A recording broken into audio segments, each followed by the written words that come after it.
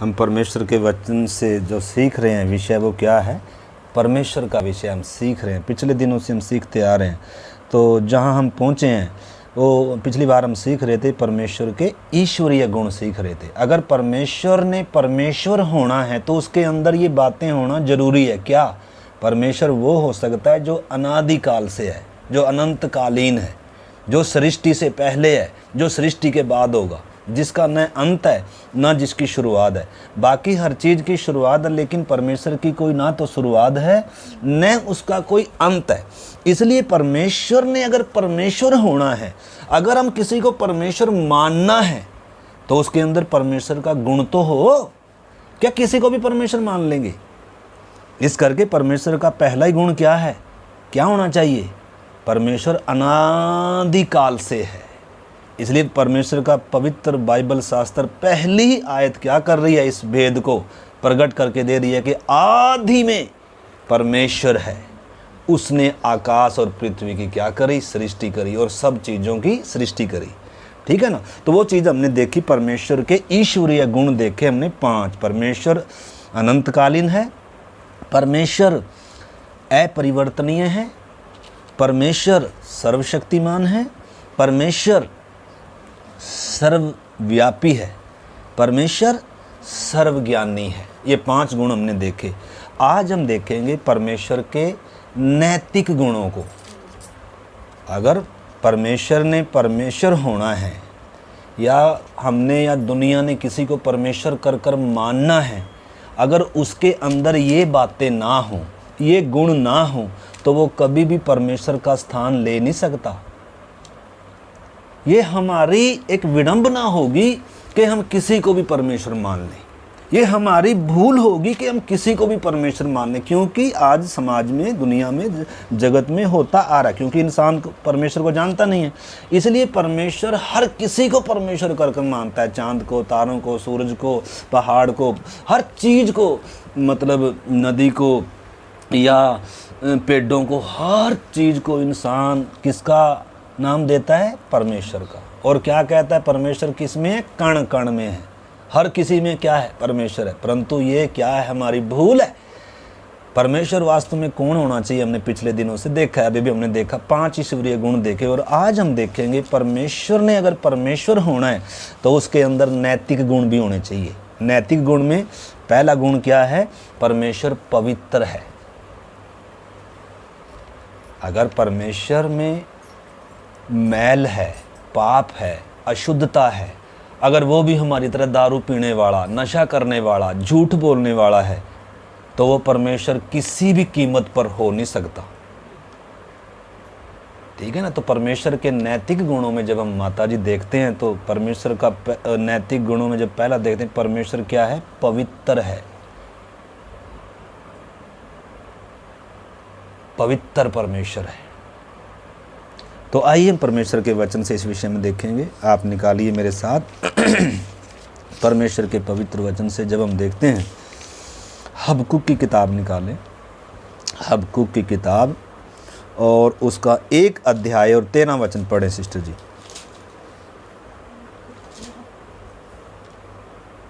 तेरी आंखें ऐसी शुद्ध हैं कि तू बुराई को देख ही नहीं सकता। परमेश्वर के विषय में क्या लिखा है? तेरी आंखें ऐसी शुद्ध हैं कि तू बुराई को देख ही नहीं सकता। और उत्पात को देखकर चुप नहीं रह सकता। देखना सिस्टर, बस। तो परमेश्वर क्या है माता जी? परमेश्वर इतना शुद्ध है, उसकी आंखें इतनी शुद्ध हैं, उसकी बोल बाणी, उसका वचन, उसका व्यवहार इतना शुद्ध है कि उसमें थोड़ा सा भी क्या नहीं है? कलंक नहीं है। अगर परमेश्वर में भी अगर पाप हो, अगर परमेश्वर में भी अगर बुराई हो, तो वो परमेश्वर कभी भी परमेश्वर का स्थान ले नहीं सकता है। तो परमेश्वर किसको मानने हैं माता जी? जो पवित्र है। एक वचन आप पढ़िए मेरे साथ, निर्गमन की किताब, उसका 15 अध्याय और 11 वचन भी पढ़ेंगे।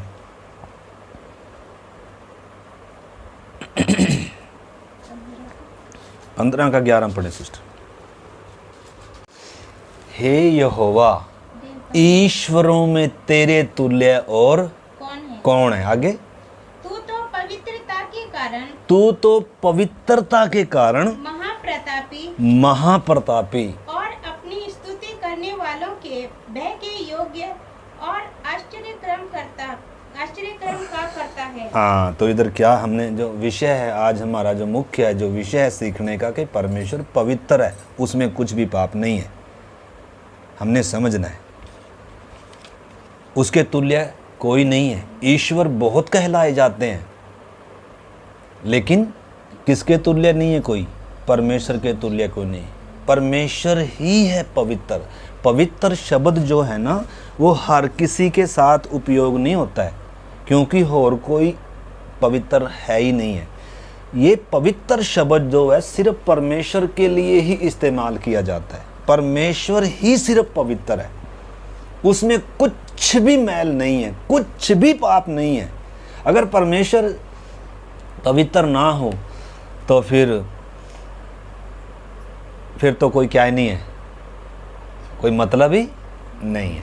तो इस करके उस बात को हम देख रहे हैं। एक वचन और पढ़िए, फिर हम इसको एक्सप्लेन करेंगे। आप इसको पूरा सुनिए, तभी आपको समझ में आएगा। ध्यान से पहला शमूएल 2 अध्याय निकालने बहन जी, और उसका 2 वचन भी पढ़े। तुल्य कोई पवित्र नहीं, यहोवा परमेश्वर के तुल्य कोई पवित्र नहीं है, क्योंकि तुझको छोड़ और कोई है ही नहीं, तुझको छोड़ और कोई है ही नहीं है, और हमारे परमेश्वर के समान कोई चट्टान नहीं। हाँ, तो इधर भी वो वचन हमने पढ़ा है। तो इस करके जो बात हमें हर एक विश्वासी भाई बहन ने समझना है कि हमारा परमेश्वर पवित्र है। इसीलिए अगर हमारा भी परमेश्वर से मेल होना है, हमने भी अगर परमेश्वर के साथ चलना है, हमने भी अगर परमेश्वर के साथ अनंत काल में निवास करना है, तो अति ज़रूरी है हमें भी क्या होना पड़ेगा? पवित्र होना पड़ेगा। और पवित्र हम कैसे ही हो सकते हैं? परमेश्वर पवित्र भी है और पवित्र करने वाला भी है। अगर हम अपने कामों से अगर पवित्र होने का प्रयास करते हैं, तो वास्तव में इंसान की पवित्रता अगर हम देखें तो यशाया 64 अध्याय में लिखा है, हमारे काम सब क्या है? मैले धर्म के काम मैले चिथड़ों के समान है।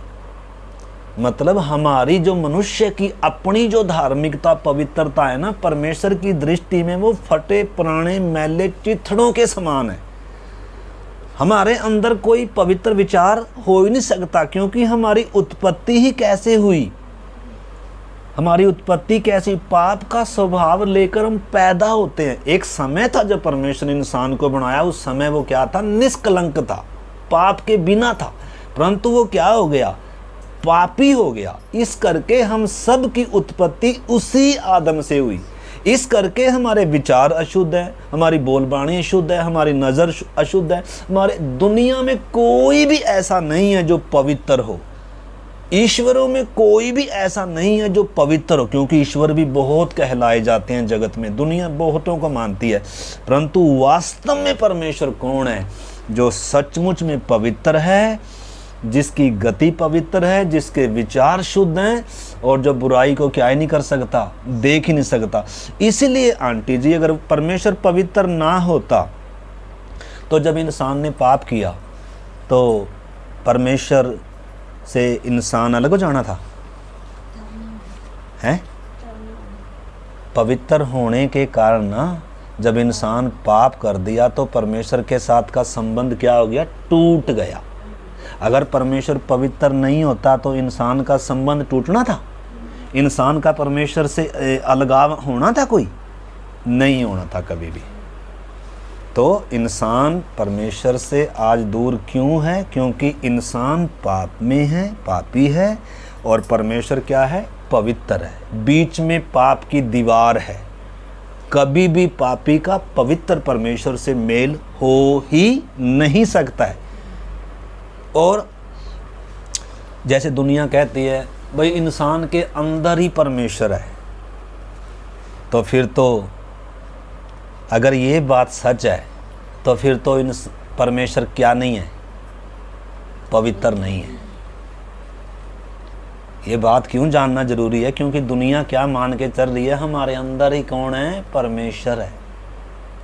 लेकिन इंसान फिर भी क्या कर रहा है? लाखों को मानता है, जगह जगह जा रहा है। यानी कि सच्चाई इंसान को क्या नहीं है? मालूम नहीं। परंतु जो बात मैं कहना चाह रहा हूँ, अगर परमेश्वर पवित्र ना होता तो कभी भी पापी का संबंध परमेश्वर से टूटना नहीं था, कभी भी बीच में ज्वाला में तलवार आनी नहीं थी, कभी भी उस निर्दोष लहू को बहना नहीं था, यीशु मसीह का पवित्र लहू जो बहाया गया।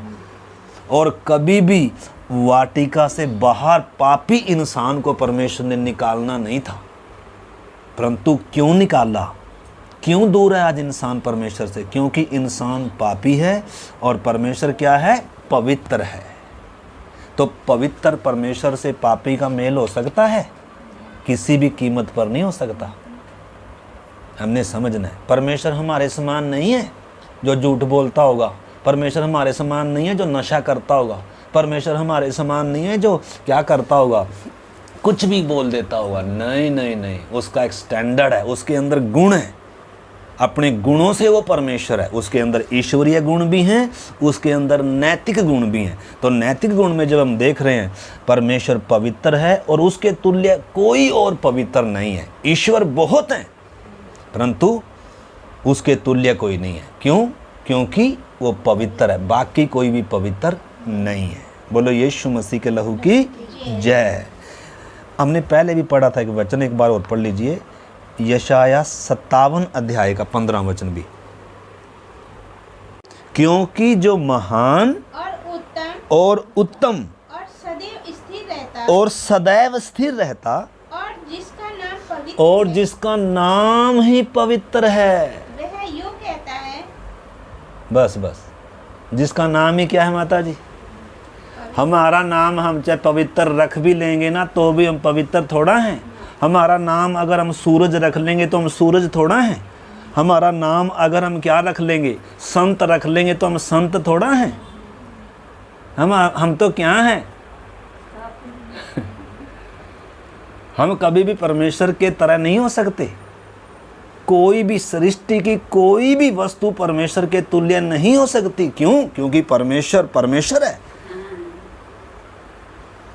ये हमारी भूल होगी कि हम किसी को भी परमेश्वर मान लें, सृष्टि को परमेश्वर। अरे परमेश्वर के अंदर कुछ गुण है, परमेश्वर का कुछ स्टैंडर्ड है।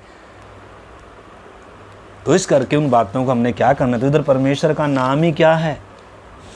परमेश्वर पवित्र है, उत्तम है, अनंतकालीन है, सदा स्थिर रहता है। वो आगे और भी बहुत कुछ बता रहा है। तो इस करके परमेश्वर का पवित्र वचन आगे क्या कहता है? देखो एक वचन और पढ़िए इसके साथ, यशाया 40 अध्याय 25 से। इसलिए तुम मुझे किसके समान बताओगे कि मैं उसके तुल्य ठहरूं? कि मैं उसके तुल्य ठहरूं? उस पवित्र का यही वचन है। उस पवित्र का यही वचन है। वो जो पवित्र परमेश्वर, आंटी जी, वो क्या कह रहा है? तुम मुझे किसके तुल्य बताओगे, किसके समान बताओगे? इंसान से कह रहा है परमेश्वर, मनुष्यों से कह रहा है परमेश्वर। क्या कह रहा है? तुम मुझे किसके समान बताओगे? क्या परमेश्वर के समान कोई है? क्या परमेश्वर के तुल्य कोई है? कोई ईश्वरों में भी परमेश्वर के तुल्य है? कोई मनुष्यों में भी परमेश्वर के तुल्य है? सवाल है इधर, तुम मुझे किसके समान बताओगे? उस पवित्र का यही वचन है। इसका 25-26 भी पढ़ें। 25 पढ़ें दोबारा। इसलिए तुम मुझे किसके समान बताओगे कि मैं उसके तुल्य ठहरूं? उस पवित्र का यही वचन है। अपनी आंखें ऊपर उठाकर देखो। अपनी आंखें ऊपर उठा के देखो, बता रहा है। किसने इनको सिरजा? किसने सिरजा माता जी इसको? इंसान ने बनाया क्या? अयूब को परमेश्वर कह रहा था एक जगह, अयूब की पुस्तक पढ़ो, उसमें परमेश्वर सवाल कर रहा है अयूब से, हे अयूब, जब मैंने पृथ्वी की नींव डाली कहाँ था तू? आपको मालूम है परमेश्वर ने सारा कुछ बनाकर तब इंसान की सृष्टि करी। क्यों? ताकि इंसान ये ना सोच ले मेरी भी कुछ मदद थी या मैंने भी क्या किया है कुछ। आज इंसान क्या अपने आप को बनाकर सोच कर चल रहा है। परमेश्वर तो मिट्टी, इंसान तो मिट्टी है परमेश्वर के हाथ में, जिसको परमेश्वर ने गढ़ा है, अपने जीवन का श्वास फूंका है और सृष्टि बना के दी है, और ये चल रहा है। क्या परमेश्वर के तुल्य हो सकता है ये? है माता जी? तो इधर परमेश्वर क्या कह रहा है? किसने इनको सिरजा? किसने सिरजा? आंख उठाकर देखो आगे। वह इन गणों को गिन गिन कर निकालता। वह इन सारे चांद तारों को, कितने अरबों अरब खरबों खरब तारे हैं, लिखा है वो इनको नाम लेकर जानता है, नाम से पुकारता है एक एक को। उन सबको नाम ले लेकर बुलाता है। हाँ वह ऐसा सामर्थी और अत्यंत बली है हाँ, कि उसमें से कोई बिना आए नहीं रहता। वो इतना सामर्थी परमेश्वर है, इतना बली परमेश्वर है कि सबको हाजिर होना पड़ता है, क्योंकि सृष्टि का मालिक है वो। तो उससे कोई एक दिन ये सब उसके सामने से लिखा है, भागेंगे, जगह नहीं मिलेगी, कहाँ जाएं। तो इस करके इस चीज को हमने क्या करना है। हो गया 26, 21, 22 भी पढ़े। क्या तुम नहीं जानते? क्या तुमने नहीं सुना? क्या तुम नहीं जानते? किससे बोल रहा है परमेश्वर? इंसानों से बोल रहा है। क्या तुम नहीं जानते? क्या तुमने नहीं सुना? क्या तुमने नहीं सुना? क्या तुमको आरंभ ही से नहीं बताया? क्या तुमको आरंभ ही से नहीं बताया गया? क्या तुमने पृथ्वी की नींव पड़ने के समय ही से विचार नहीं क्या किया? तुमने पृथ्वी की नींव पड़ने के समय से विचार नहीं किया? हे आदम वंशियों, परमेश्वर इंसानों से बात कर रहा है। आगे, यह वह है, यह परमेश्वर वह है जो पृथ्वी के घेरे के ऊपर, जो पृथ्वी के घेरे के ऊपर, आकाश मंडल पर विराजमान है। आकाश मंडल पर क्या है माता जी? विराजमान है। क्या वो हमारे बनाए हुए जगह में आ सकता है कहीं? नहीं। क्या कोई ऐसी पवित्र जगह है जहां आ जाएगा? वो तो पवित्रताई में निवास करता है। परमेश्वर हमारे बनाए हुए घर में निवास नहीं करेगा। वो तो कहता है, तुम मेरे लिए कौन सा निवास स्थान बनाओगे भाई? आकाश मेरा सिंहासन है, पृथ्वी मेरे पाँव की क्या है? चौकी है। इसलिए हम पिछली एतवार को सीख रहे थे परमेश्वर क्या कहता है उन बुलाए हुए लोगों को, छुड़ाए हुए, उद्धार पाए हुए लोगों को, कि वे मेरे लिए क्या बनाएं? एक पवित्र निवास स्थान बनाएं, क्योंकि मैं पवित्र परमेश्वर हूँ और मेरा निवास पवित्रताई में है। मेरा नाम ही पवित्र है, मेरे तुल्य और कोई नहीं है। किसी को भी मेरे तुल्य नहीं समझने की भूल नहीं करना, किसी से भी मेरा मिलान करने की भूल नहीं समझ कर लेना। मेरे तुल्य कोई नहीं है, मेरे जैसा कोई नहीं है। इस करके वो इंसान से यहाँ बात कर रहा है। तो 22 वचन भी पढ़ लिया। यह वह है जो पृथ्वी के घेरे के ऊपर आकाश मंडल पर विराजमान है और पृथ्वी के रहने वाले टिड्डी के तुल्य हैं। पृथ्वी के रहने वाले उसके सामने टिड्डियों के समान है, कीड़ी मकोड़ी के समान। आपको मालूम है, जब ऊपर हम कई मंजिली अगर ऊपर मकान पर भी चढ़ जाए ना, तो हमें कैसे दिखते हैं इंसान? जरा जरा ही दिखते हैं ना।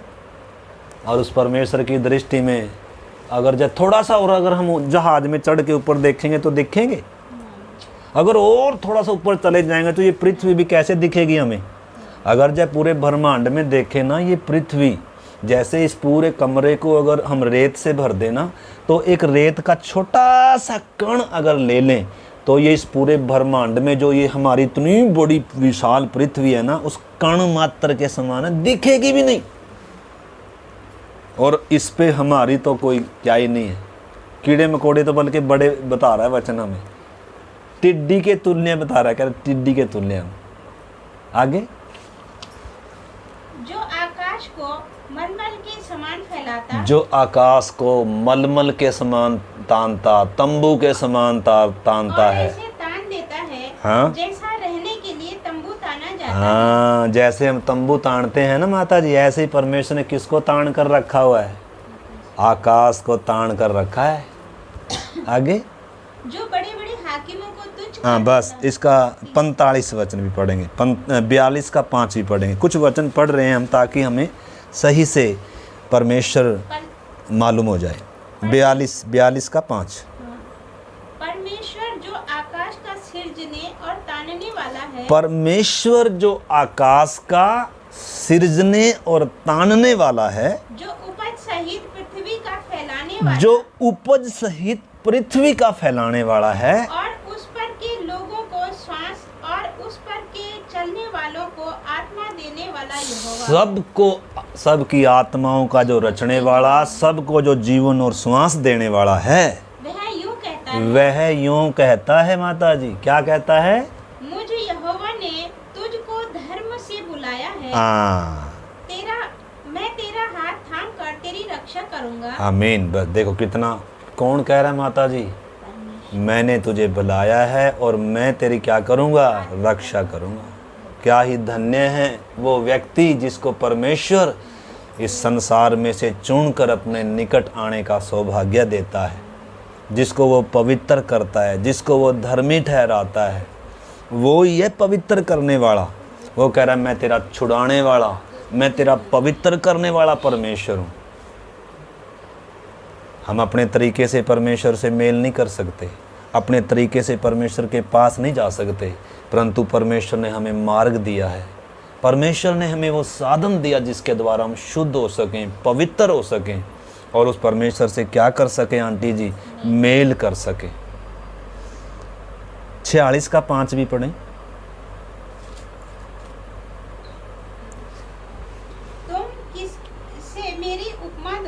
तुम किससे मेरी उपमा दोगे और मुझे किसके समान बताओगे? और मुझे किसके समान बताओगे? सवाल कर रहा है परमेश्वर। इंसानों बताओ किससे मेरा मिलान करोगे? क्या कह रहा है? सुन जवैन जी, दोबारा पढ़िए।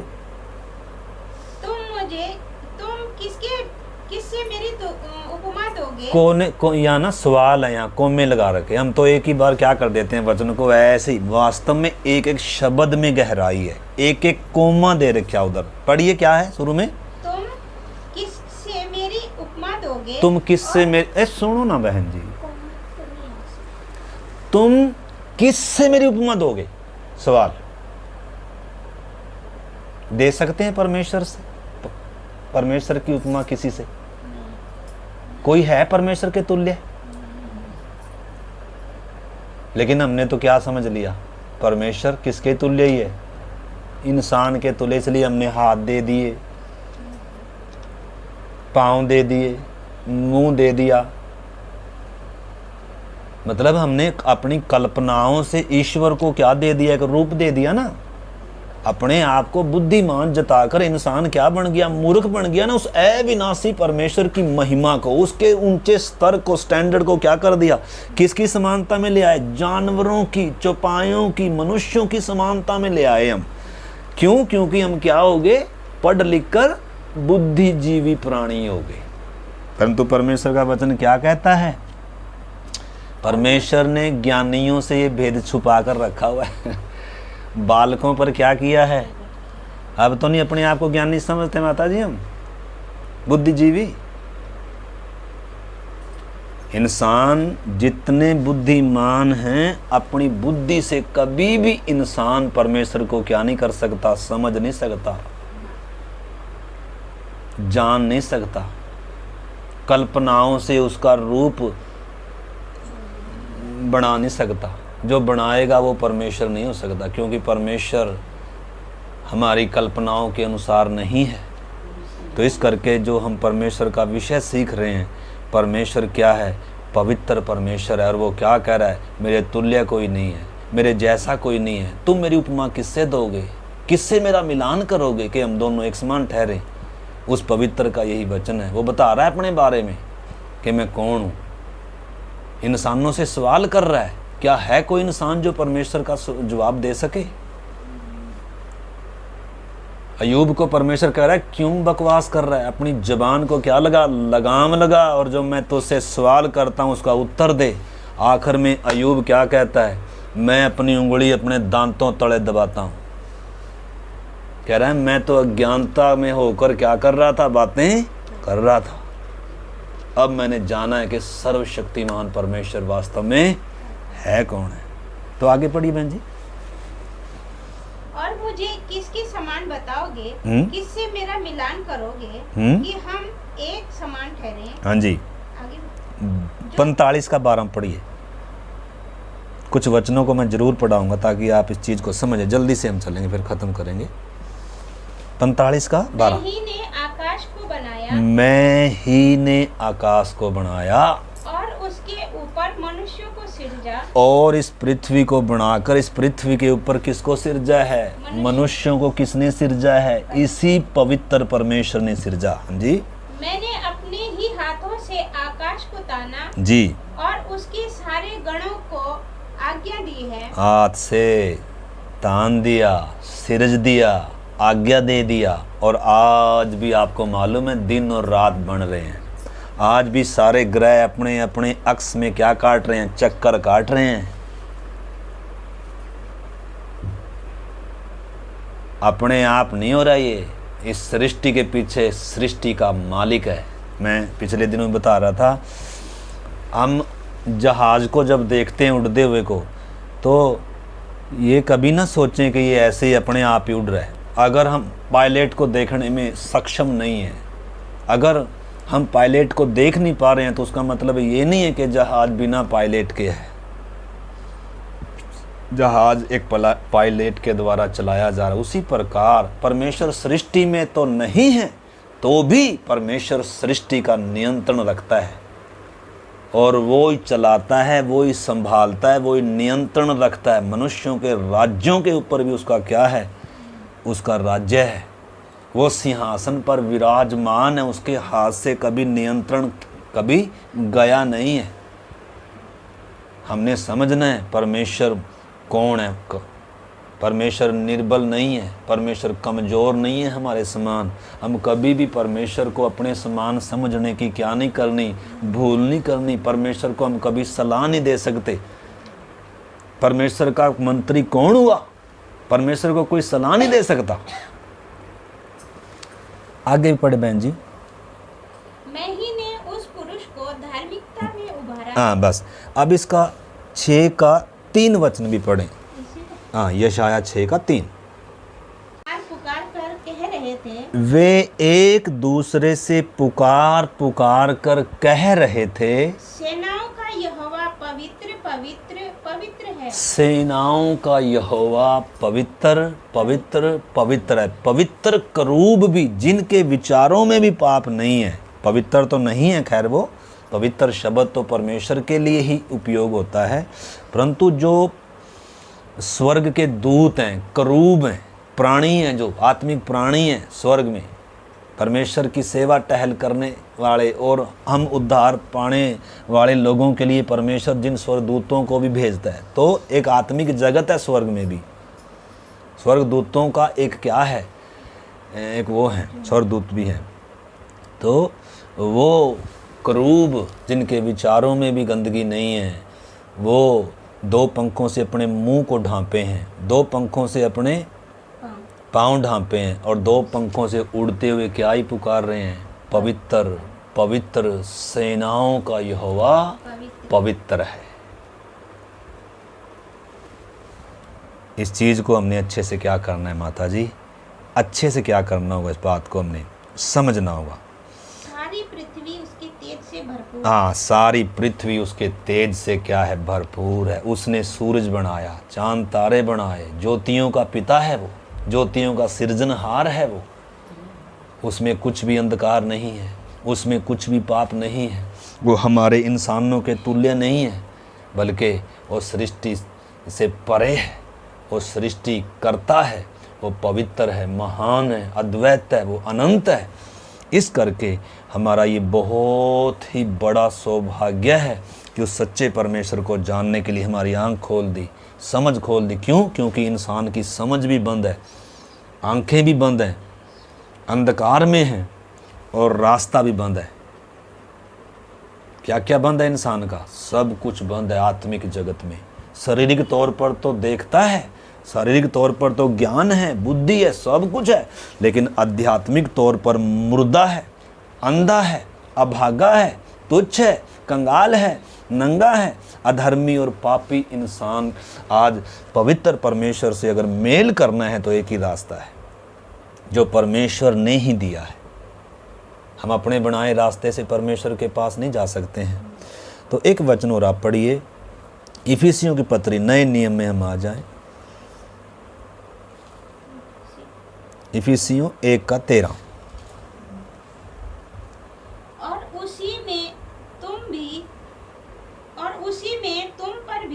जब तुमने सत्य का वचन सुना जो तुम्हारे उद्धार का सुसमाचार है और जिस पर तुमने विश्वास किया, प्रतिज्ञा किए हुए पवित्र आत्मा की छाप लगी। हाँ, तो इसमें और भी आगे पढ़ेंगे तो समय लगेगा। इसमें अगर हम इन वचनों को पढ़ें तो परमेश्वर ने हमें क्या किया है, परमेश्वर ने अपनी दया से हमें क्या किया है। हमें बुलाया ही नहीं है बल्कि हमारे लिए उसने उद्धार की कीमत चुकाई, आप आकर चुकाई। कोई इंसान हमारा उद्धार नहीं कर सकता था, लेकिन वही पवित्र परमेश्वर हमें पवित्र करने वाला भी है, उद्धार करने वाला भी है, सिद्ध करने वाला भी है। इसलिए वो पवित्र परमेश्वर कैसे आया, पवित्र कुंवारी के द्वारा आया। बाकी सब कैसे पैदा होते हैं, इंसान से पैदा होते हैं, स्त्री और पुरुष से पैदा होते हैं, परंतु वो आया जब जगत में कैसे आया, स्त्री का वंश कहलाया, कुंवारी के द्वारा आया। उसका जन्म ही उसको संपूर्ण मानव जाति से अलग करता है आंटी जी। इसीलिए उस बलिदान के द्वारा, यीशु के लहू के द्वारा हम क्या किए गए हैं। और वो सारे वचन मन में जा रहा। अब पतरस, पहला पतरस निकाल लें, पहला पतरस 15-16 वचन भी पढ़ें। पहला पतरस 1 का 15-16 वचन। तुम्हारा बुलाने वाला पवित्र है, वैसे ही तुम भी अपने सारे चाल चलन में पवित्र बनो। आमीन। अब ये परमेश्वर की मांग है। क्या मांग है आंटी जी?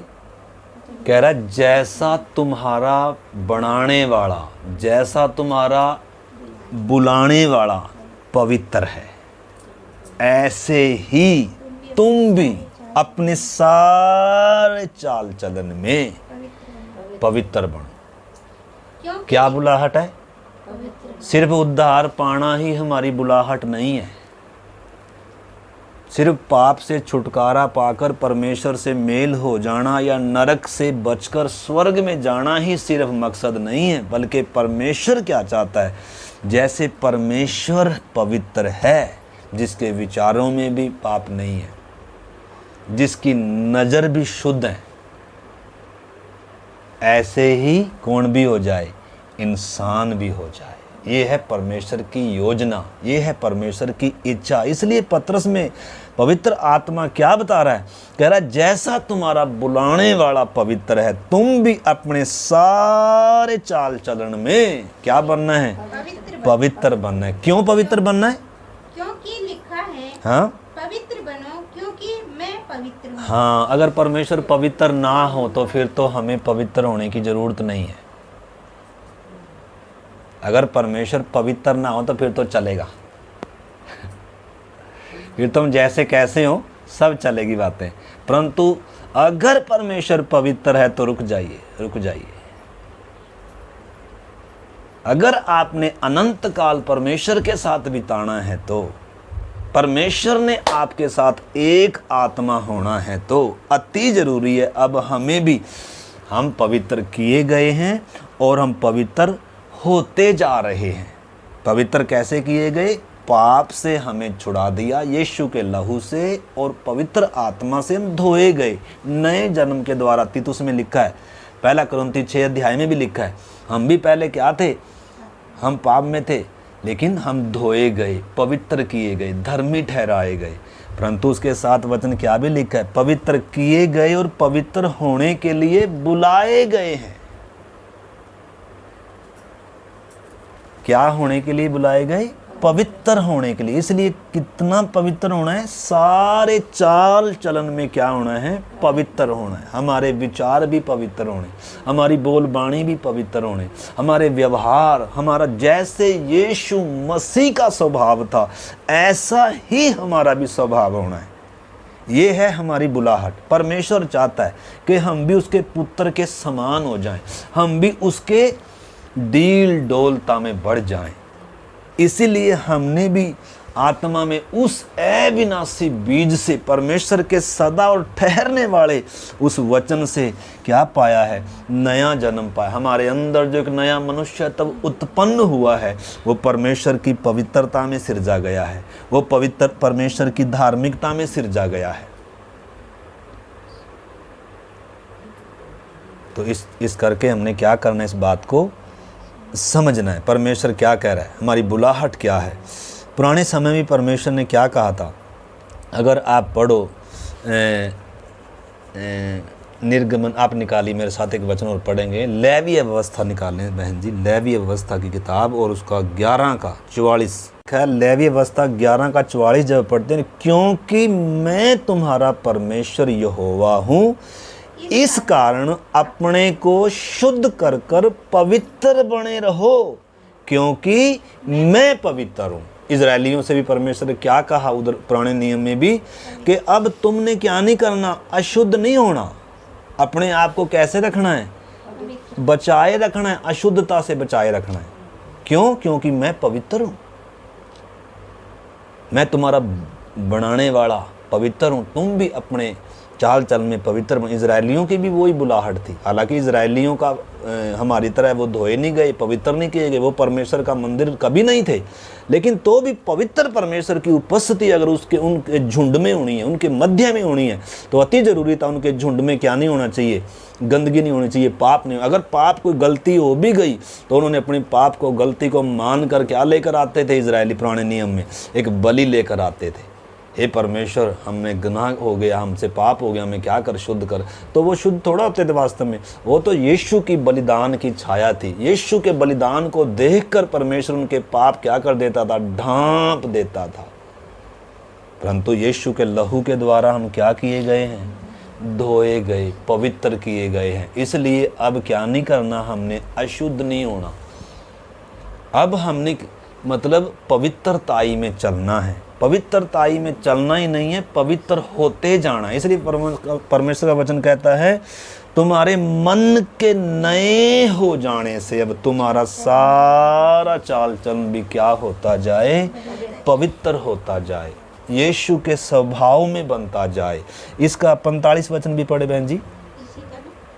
अगर आप इसमें और भी पढ़ोगे तो लिखा है, तुम अपने आप को अशुद्ध नहीं करना। और 45, क्योंकि मैं वह यहोवा हूँ जो तुम्हें मिस्र देश से इसलिए निकाल लाया हूँ कि तुम्हारा परमेश्वर ठहरूं, इसलिए तुम पवित्र बनो, क्योंकि मैं पवित्र हूँ। हाँ, परमेश्वर कह रहा है, मैं पवित्र परमेश्वर हूँ, तुम भी क्या बनो, पवित्र बनो। तभी हमारा क्या हो सकता है, आपस में वो संबंध हो सकता है, तभी तुम भी मेरी उपस्थिति में आ सकते हो, मैं भी तुम्हारे मध्य में आ सकता हूँ। नए नियम एक वचन और पढ़कर फिर हम प्रार्थना करते हैं। दूसरा कुरिन्थियों निकालें, उसका 6 अध्याय का 14 से हम पढ़ें, उसमें परमेश्वर का वचन क्या कहता है। दूसरा कुरिन्थियों 6 का 14 से पढ़ें। के साथ असमान जुए में ना जुतो, विश्वासियों के साथ असमान जुए में ना जुतो। क्योंकि धार्मिकता और अधर्म का क्या मेलजोल, धार्मिकता और अधर्म का क्या मेलजोल, यह ज्योति और अंधकार की क्या संगति, ज्योति और अंधकार की क्या संगति, और मसीह का बलियाल के साथ क्या लगाव, मसीह का बलियाल के साथ क्या लगाव, या विश्वासी के साथ अविश्वासी का क्या नाता, हाँ जी, और मूर्तियों के साथ परमेश्वर के मंदिर का क्या संबंध, हाँ जी, क्योंकि हम तो जीवते परमेश्वर के मंदिर हैं। हाँ, जैसा परमेश्वर ने कहा है, हाँ, मैं उनमें बसूंगा और उनमें चला फिरा करूंगा, हाँ, और मैं उनका परमेश्वर हूँगा, हाँ, और वे मेरे लोग होंगे जी। इसलिए प्रभु कहता है, उनके बीच में से निकलो। इसलिए प्रभु कहता है, अपने आप को पवित्र करो, पवित्र बनाए रखो, पवित्र होते जाओ, सारे चाल चलन में, बातों में भी, कामों में भी। तो हमने समझना हमारी बुलाहट क्या है। उद्धार पाना ही सिर्फ मकसद नहीं है, बल्कि अब क्या है, जब हमने उद्धार पा लिया, अब हमारे अंदर मसीह का वो स्वभाव आना है, जिसके विचारों में क्या नहीं था, पाप नहीं था, जिसने गाली सुनकर गाली नहीं दिया, दुख उठाकर धमकी नहीं दिया, वो हमारी नाई सब बातों में परखा गया तो भी निष्पाप निकला। इधर परमेश्वर क्या कह रहा है, उनके बीच में से निकलो, अलग रहो और अशुद्ध वस्तुओं को ना छुओ, तो मैं तुम्हें ग्रहण करूंगा, और मैं तुम्हारा पिता हूँगा, और मैं तुम्हारा पिता हूँगा, तुम मेरे बेटे बेटियां होंगे। यह सर्वशक्तिमान प्रभु परमेश्वर का वचन, यह है सर्वशक्तिमान प्रभु परमेश्वर, पवित्र परमेश्वर का क्या है, वचन है। तो आज जो परमेश्वर का वचन आंटी जी हमने सीखा है, परमेश्वर पवित्र है और हमें भी वो चाहता है कि हम भी क्या हो जाएं, पवित्र हो जाएं। इसीलिए उसने वो पवित्र बलिदान दिया, पवित्र लहू बहाया गया। यीशु के लहू के द्वारा हम क्या हो गए, पवित्र हो गए। उसकी आत्मा से भी उसने हमें क्या कर दिया, नए जन्म के द्वारा हम शुद्ध हो गए, धोए गए। लेकिन अभी भी हमारे जो विचार हैं, अभी भी आपस में यीशु के स्वभाव में और हमारे स्वभाव में बहुत क्या है, अंतर है। इसलिए परमेश्वर ने हर दिन हमें अपना पवित्र वचन दिया है, अपनी पवित्र आत्मा हमें दिया और अपना लहू प्रभु ने इसलिए दिया ताकि हर दिन हम क्या होते जाएं, पवित्र होते जाएं, शुद्ध होते जाएं। परमेश्वर की लिखा है आंखें भी क्या हैं, शुद्ध हैं, ठीक है ना। तो उसी प्रकार हमें भी क्या होना है, पवित्र बनना है। क्यों पवित्र बनना है? क्योंकि हमारा परमेश्वर क्या है, पवित्र परमेश्वर है। एक और हम अगली बार सीखेंगे परमेश्वर के नैतिक गुणों में अगला गुण क्या है परमेश्वर का। क्योंकि परमेश्वर चाहता है, जब मिट्टी हाथ में लिया था उस समय परमेश्वर क्या कहता है, हम मनुष्य को बनाएं जो अपने यानी कि अपने स्वरूप समानता में। परमेश्वर किसको बना रहा है, हमें बना रहा है। हमारी बुलाहट को हमें समझना है। यीशु का बलिदान इसीलिए दिया गया, पवित्र लहू इसलिए बहाया गया, उसके लहू से पवित्र किए गए, शुद्ध किए गए। उतना काफ़ी नहीं है, अभी भी हमारे जीवन में बहुत कुछ है। हमारा स्वभाव, हमारे स्वार्थ जो अभी भी प्रभु के स्वभाव के कितना विपरीत हैं। आइए हम प्रार्थना करें, एक एक दिन प्रभु से कहें, प्रभु मुझे शुद्ध कर, प्रभु पवित्र कर, अपने समान तो ही मेरा पवित्र करने वाला परमेश्वर है। प्रभु प्रभु मुझे अनुग्रह दे, कृपा दे, मदद कर ताकि मैं अशुद्ध बातों को छोड़ सकूं। प्रभु मैं भी पवित्र होता जाऊं। प्रभु हालेलुया। पवित्र आत्मा से भरपूर होकर प्रभु मेरे भी सारा चाल चलन बदलता जाए। प्रभु मेरे भी जीवन में प्रभु वो पवित्रता का लेवल आए। प्रभु तेरे वचन के द्वारा हर दिन शुद्ध होने के लिए, तेरे लहू के द्वारा हर दिन शुद्ध होते जाने के लिए, तेरी आत्मा के द्वारा प्रभु हर दिन तू हमारी मदद कर, प्रभु सहायता कर। प्रभु हम अपनी ऊंची बुलाहट को पहचान सकें। प्रभु आपने हमारे लिए जो प्रभु हालेलुया वो लक्ष्य रखा है, प्रभु उन्हें कहा जो जय पाएगा वो ही मेरे साथ पिता के सिंहासन पर बैठेगा। प्यारे प्रभु हर दिन शुद्ध होने के लिए, पवित्र होने के लिए, बातों में भी, कामों में भी, विचारों में भी, व्यवहारों में भी पवित्रता के खोजी हों। क्योंकि तेरा वचन कहता है हम पवित्रता के खोजी रहें, क्योंकि कोई भी पवित्रताई के बिना परमेश्वर के पास जा नहीं सकता है। हालेलुया। प्रभु हमें भी तेरे जैसे बना ले। प्रभु हमारे मन, विचार, चाल चलन, व्यवहार शुद्ध होते जाएं। प्रभु हमारे अंदर से हमें निकाल कर अपने आप से हमें भर दें। पवित्र आत्मा की आग हमारे अंदर जल जाए। प्रभु हमारी अशुद्धताएं सब जल जाएं। प्रभु हमारे अशुद्ध विचार जल जाएं। प्रभु हमारे ख्याल पवित्र हो जाएं। हमारा देखना, बोलना, हमारा चाल चलन पवित्र होता जाए। प्रभु क्योंकि आप पवित्रताई में निवास करने वाले परमेश्वर हैं। प्रभु हमें भी हर दिन पवित्र होने में मदद करें। आइए हम प्रार्थना कर दें। बहन निर्मला प्रार्थना करें। धन्यवाद स्वर्गीय पिता, अभी तक आपने संभाला, अभी तक आपने हमारे बोझ को उठाया। मेरे महान परमेश्वर जीवन सांस देकर जिंदा रखा। हमसे अच्छे लोग न जाने कितने लोग प्रभु इस संसार से चले गए, तुझे जानने का उन्हें अवसर भी नहीं मिला। मेरे परमेश्वर कितनों को अवसर मिला, लेकिन वो फिर भी प्रभु तुझ सच्चे जीवित परमेश्वर के निकट नहीं आते।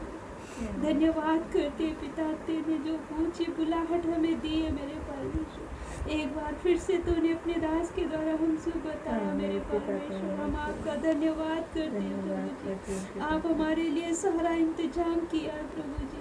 पिता, हम तेरे उपकारों के लिए, तेरी भलाइयों के लिए प्रभु जी धन्यवाद करते हुए अपने जीवनों को आपके चरणों में अर्पण करते हैं। हमें मेरे परमेश्वर इस वचन के अनुसार तेरे लिए जैसा तो शुद्ध और पवित्र है प्रभु जी, इसी प्रकार शुद्ध और पवित्रताई का जीवन जीने के लिए प्रभु मदद कर, सहायता कर प्रभु। हमारी इच्छाएं, अभिलाषाएं प्रभु हमारा स्वयं हम पर हावी न होने दे मेरे परमेश्वर। पवित्र आत्मा हमारे जीवनों का नियंत्रण करे प्रभु जी। हमारा जीवन प्रभु दिन प्रतिदिन प्रभु तेरी इच्छा के अनुसार बनता जाए प्रभु। हम सब घटे और आप हमारे जीवनों में बढ़े मेरे परमेश्वर।